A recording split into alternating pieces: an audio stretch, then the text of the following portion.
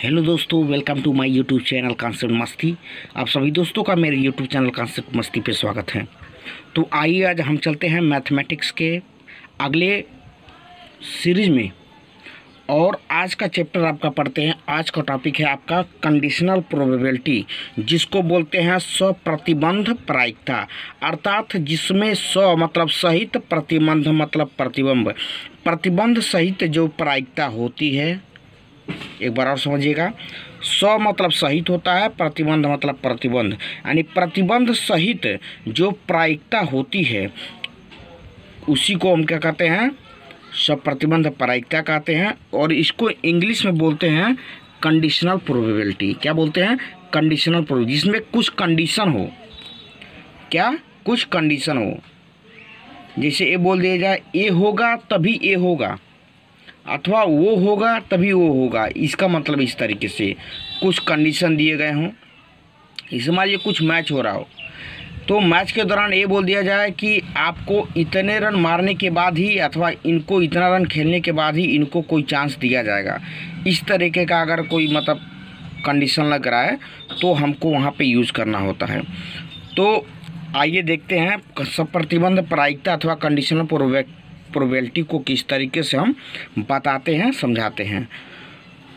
अगर आप हमारे YouTube चैनल पे नए हैं तो कृपया आप जो लाल वाला बटन है सब्सक्राइब वाला, उसको बटन दबा करके सब्सक्राइब कर लें, लाइक कमेंट शेयर जरूर करें। तो आइए बिना ब्रेक के शुरू करते हैं। बोल रहा है कि जब एक घटना एक ही प्रायिकता, जब एक घटना मतलब होता है इवेंट, इसको इंग्लिश में इवेंट बोलते हैं। जब एक इवेंट अर्थात घटना एक ही प्रोबेबिलिटी प्रायिकता दूसरी घटना अर्थात दूसरी इवेंट बी के, दूसरा इवेंट जब हो जाए बी के होने पर, अर्थात दूसरे इवेंट के बी के होने पर निर्भर करती है, अर्थात डिपेंड करती है। क्या करती है? डिपेंड करती है। अर्थात कोई एक घटना है जो एक घटने की प्रायिकता है, वो क्या करती है? घटना बी के होने पर डिपेंड करती है।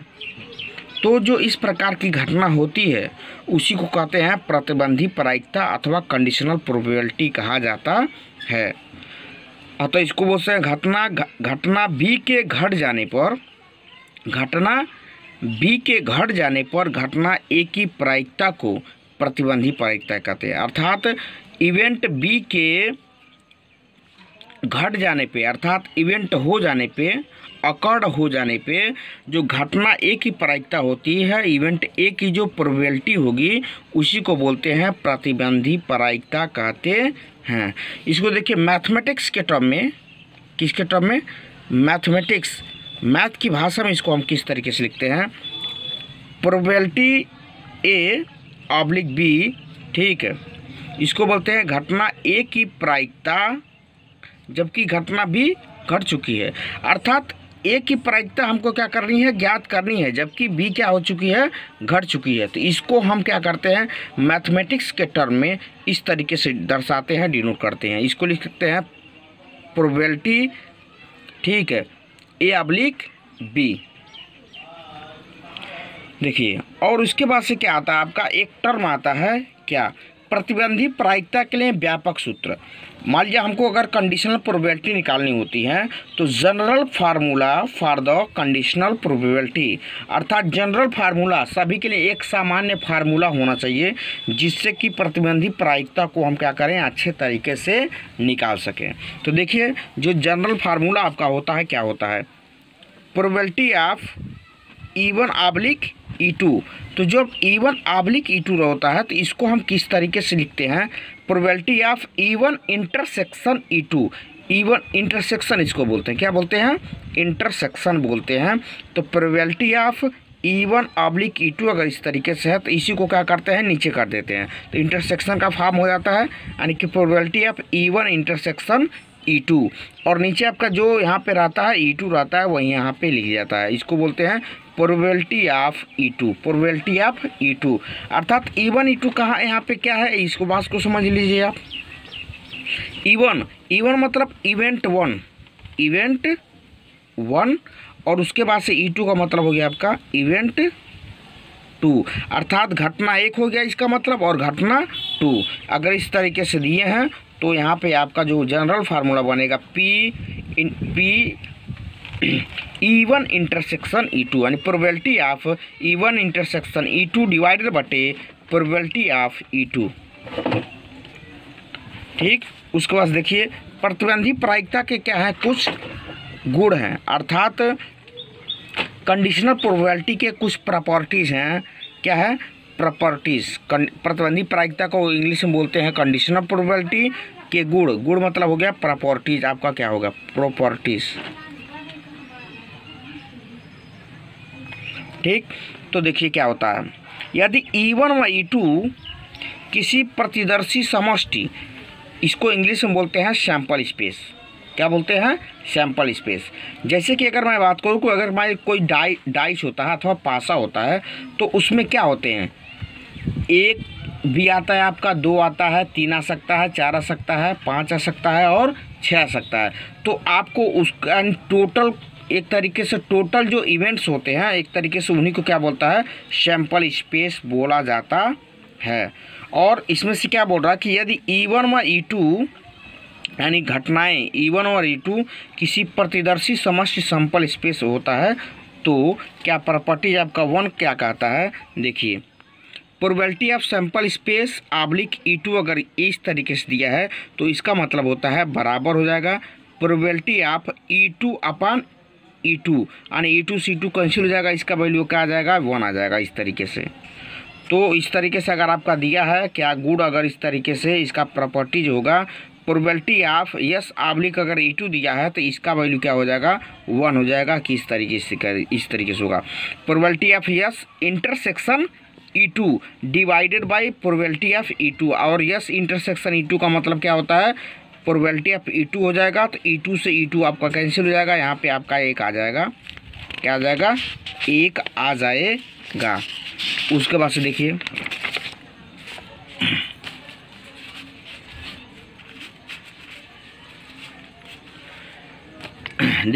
प्रॉपर्टीज 2 क्या आपका बता रहा है? प्रोबेबिलिटी ऑफ E डैश क्या है, यहाँ पे ध्यान दीजिएगा। प्रोबेबिलिटी ऑफ क्या दिया है? प्रोबेबिलिटी ऑफ E डैश दिया हुआ है ऑब्लिक A।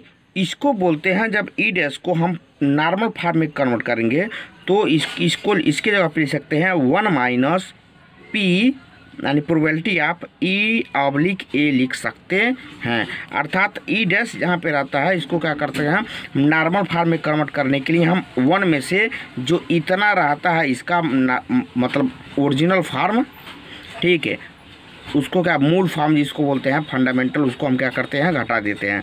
अर्थात 1 minus probability of E oblique A इस तरीके से कर देते हैं।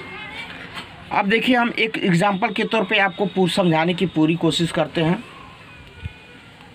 आपको अगर कहीं थोड़ा बहुत अगर प्रॉब्लम होगी तो वीडियो को दोबारा रिपीट करके देख लीजिएगा और कमेंट करके ज़रूर बताइएगा कि आपको वीडियो कैसा लगा। तो आइए देखते हैं क्वेश्चन न्यूमेरिकल। यदि A और B 2 घटनाएं हैं, अर्थात A और B 2 इवेंट्स हैं, जबकि while probability of A equal to 3/8, यानी A की प्रायिकता आपको दिखा रहा 3/8 है और प्रोबेबिलिटी ऑफ B अर्थात B की जो प्रोबेबिलिटी है प्रायिकता है 5/8 है और प्रोबेबिलिटी ऑफ A, ठीक है, A यूनियन B का वैल्यू दिया है 3/4 दिया है। तो पूछ रहा है probability of A oblique B और probability of B oblique A का कैलकुलेशन करो। तो आपको इतना बताना, क्या क्या बताना है? Probability of A oblique B और probability of B oblique A का मान क्या करना आपको बताना है।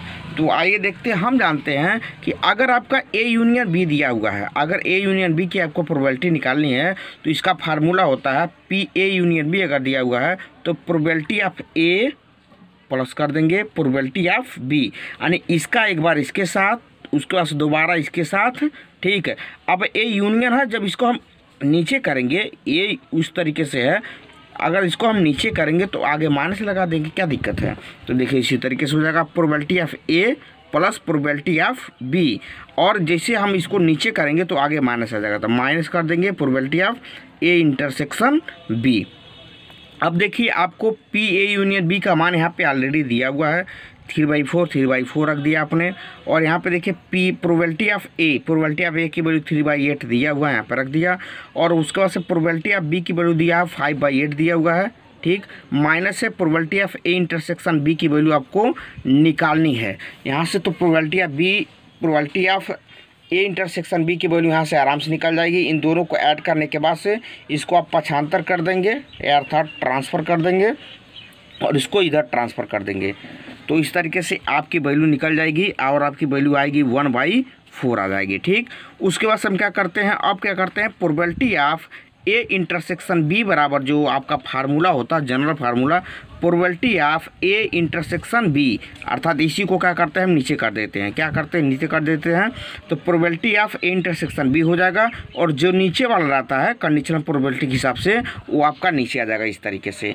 तो आप जब पी ए इंटरसेक्शन बी का वैल्यू आप निकाल चुके हैं 1/4 रख देंगे। आप प्रोबेबिलिटी ऑफ बी की वैल्यू यहाँ पे आपका दिया हुआ है, देखिए प्रोबेबिलिटी ऑफ बी की वैल्यू यहाँ पे दिया हुआ है, यहाँ पे रखेंगे 2/5 आ जाएगा।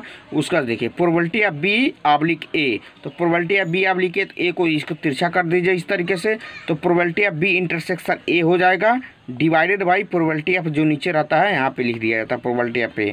तो probability of B of intersection A की वैल्यू आप अभी तुरंत निकाले हैं, कितना निकाले हैं 1/4 रख दिया आपने। प्रोबेबिलिटी ऑफ ए की वैल्यू यहाँ पे आपका दिया हुआ क्वेश्चन में यहाँ पे रख देंगे, दोनों को डिवाइड कर देंगे 2/3 आ जाएगा इस तरीके से।